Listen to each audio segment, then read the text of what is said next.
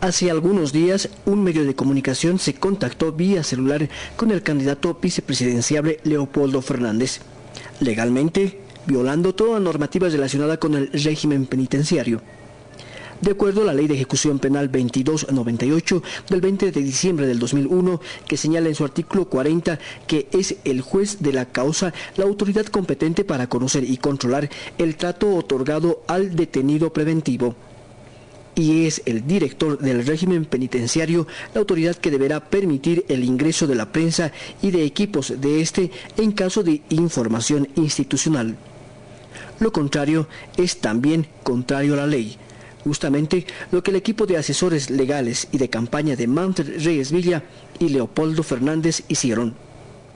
Es el juez cautelar el responsable del reo, y eso es aplicar la ley y cumplir la ley. Y seguimos esperando que haya algún pedido oficial de parte del reo Fernández para que se le habilite una conferencia de prensa y no haga ese tipo de conferencias clandestinas. Pero más allá de ello, está claro que no tiene gran cosa que decir el señor Leopoldo Fernández, que no sea querer encubrir sus delitos. Pero bueno, tiene su derecho, y apenas llegue el pedido al juez y el juez disponga, nosotros vamos a habilitar el espacio, el tiempo y el lugar necesario para que el reo Fernández le hable al público sin necesidad de hacer conferencias clandestinas. Así, en repetidas ocasiones, las autoridades de gobierno reiteraron que efectivamente Fernández tiene todo el derecho de poder expresarse como todo reo y detenido preventivo, previa solicitud al juez de la causa. Pero esto implicaría que la campaña de Plan Progreso Convergencia Nacional pierda uno de los elementos más importantes de su campaña, como es la victimización. Como segunda estrategia de este frente político, aún victimizándose, se usa la estrategia del desafío a debate. El asesor de campaña y candidato a parlamentario, Eric Fajardo, envió una carta a nombre de Leopoldo Fernández, desafiando al debate al vicepresidente Álvaro García, quien enfatizó su respuesta. Yo creo que el vicepresidente no debiera debatir con un hombre que está recluido, con un hombre que está detenido preventivamente, con un hombre que tiene cuentas pendientes con la justicia. No, moralmente el vicepresidente no debe debatir.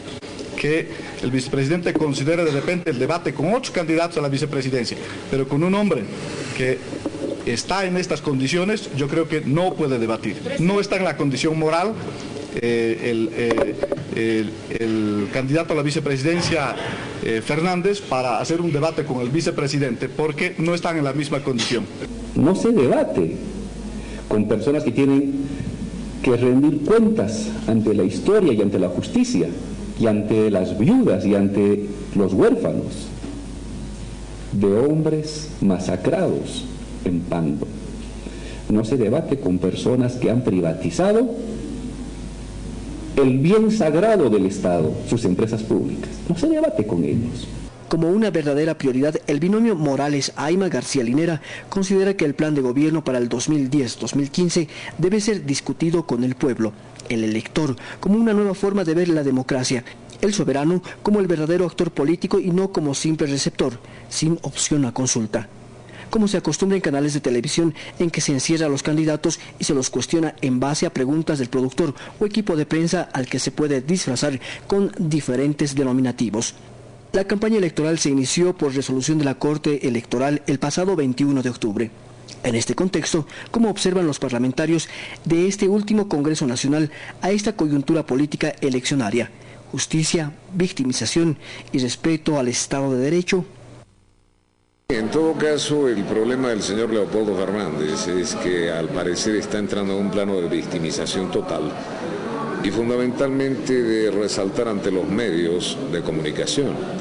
Es sintomático que no se quiera apelar a los juzgados llamados por ley para que él pueda ejercer el derecho que la ley le faculta para poder expresarse sobre diferentes tópicos y recurrir a medios un tanto subrepticios para poder hacer llegar su voz.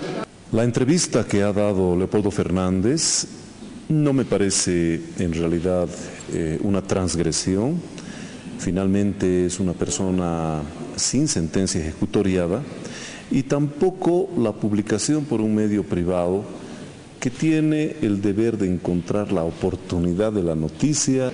Bueno, creo que la campaña de Leopoldo se está basando en victimizarse y naturalmente corre muchos riesgos para hacer una entrevista de carácter clandestino. Yo he leído varios reportajes en periódicos de la Argentina, de México, que le han hecho entrevistas y creo que no se puede hablar de que no hay libertad de prensa. La verdad que lo que se quiere es montar un show. Por otra parte, y como una amenaza para ganar el electorado de los indecisos, se ha dejado saber que los 2/3 que podría lograr el binomio Morales-García-Linera en estas elecciones podría constituir un modelo dictatorial. El discurso de que haya una hegemonía, de que haya una mayoría absoluta en diputados y en senadores en la próxima gestión, es una señal de la voluntad del pueblo. En ese sentido, yo creo que el discurso que se está manejando en algunos medios de comunicación y que obedece a un discurso ideológico no es otra cosa que el tratar de encubrir y tratar de disminuir la importancia que ha tenido en estos años y va a tener en el futuro el apoyo mayoritario de la población y que va a ser representada en las distintas cámaras en el próximo Congreso del país. Una intencionalidad electoral, ¿no?